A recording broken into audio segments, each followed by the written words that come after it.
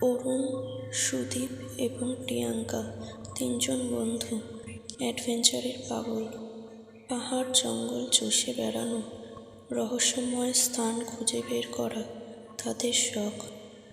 একদিন তারা জানতে পারে হিমাচল প্রদেশের একটি নির্জন উপত্যকার কথা, যার নাম নিশীথ উপত্যকা।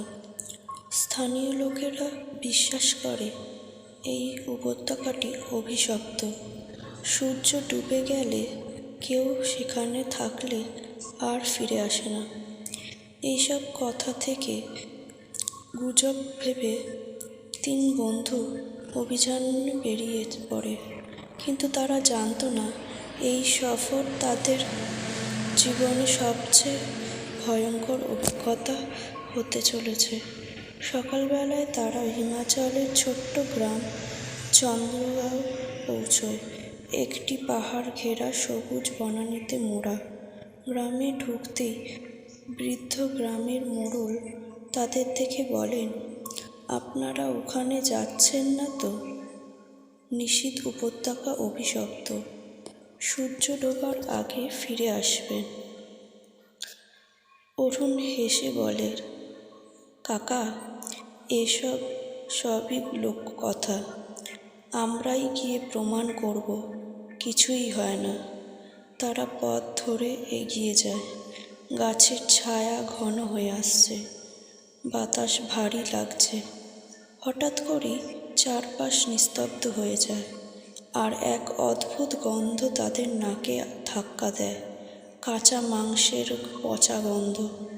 প্রিয়াঙ্কা বলে ওঠে, এই গন্ধটা কি অদ্ভুত। সুদীপ বলে, হয়তো বন্য জন্তুর মৃতদেহ পড়ে আছে কোথাও। উপত্যকায় ঢুকতেই তিনজনের গায়ে কাঁটা দিয়ে ওঠে। বড় বড় গাছগুলো যেন কেমন জানি বিকৃত, ডালপালাগুলো মানুষের হাতের মতো মনে হচ্ছে। বাতাসের কান্নার মতো চাপা শব্দ আসছে। অরুণ গম্ভীর গলায় বলে, তোমাদেরও কি মনে হচ্ছে কেউ আমাদের দেখছে? হঠাৎই দূরে একটা কালো ছায়া ছুটে যায়। প্রিয়াঙ্কা চমকে ওঠে, ওটা কি ছিল? সুদীপ মশকরা করে বলে, হয়তো নিশীথ উপত্যকার ভূত। কিন্তু তারা বুঝতে পারেনি এটি নিছক রসিকতা নয়। সন্ধ্যা ঘনিয়ে আসে, চারদিকে এক ঘন অন্ধকার নেমে আসে। হঠাৎ সুদীপ বলে, আমি জঙ্গলের ওই পাশে একটু ঘুরে আসি। অরুণ ও প্রিয়াঙ্কা তাঁবু খাটাতে ব্যস্ত হয়ে পড়ে, কিন্তু আধ ঘন্টা পেরিয়ে গেলেও সুদীপ ফেরে না। অরুণ টর্চ নিয়ে খুঁজতে বের হয়। হঠাৎ সে দেখে একটা গাছের গোড়ায় রক্তের দাগ। সেই দাগ অনুসরণ করতেই পায় সুদীপের ছেঁড়া শার্ট। আতঙ্কে তারা দুইজন চিৎকার করে সুদীপকে খোঁজে। হঠাৎ পেছনে পায়ের শব্দ।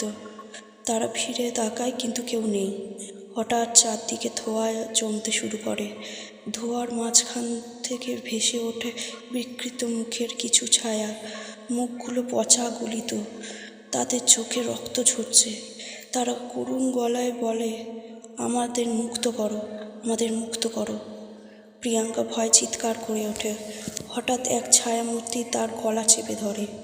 অরুণ কাপা হাতে ছুরি বের করে ছায়াটিকে দিকে ছোড়ে। ছায়াটি হাওয়ায় মিলিয়ে যায়, কিন্তু তারপরই সুদীপ সামনে এসে দাঁড়ায়। কিন্তু তারা চোখ অস্বাভাবিক লাল, শরীর রক্তাক্ত। সে ফিসফিস করে বলে, তোমরা কেন এলে? অরুণ বুঝতে পারে সুদীপ নেই, সে এখন অভিশপ্ত আত্মার দাস।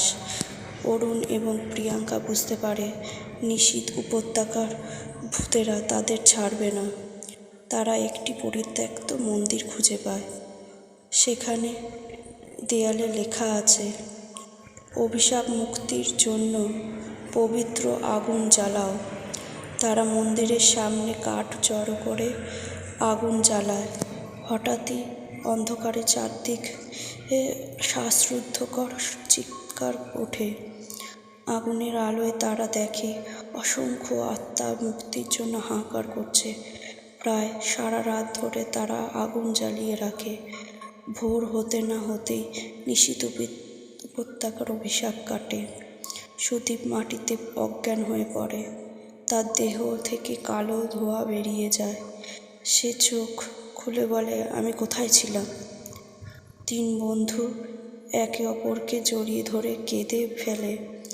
ভোরের আলোতে উপত্যকা আবার শান্ত দেখায়।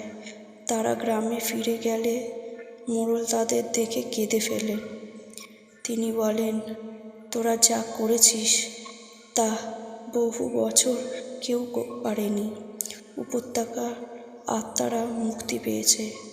তিন বন্ধু ফিরে এসে এই ভয়ঙ্কর অভিজ্ঞতার কথা কাউকে বলে না, কিন্তু তারা জানত নিশীথ উপত্যকার গভীরে তাদের হৃদয়ে চিরকাল রয়ে যাবে সেই রাতের দেখা অভিশপ্ত আত্মাদের আর্তনাদ।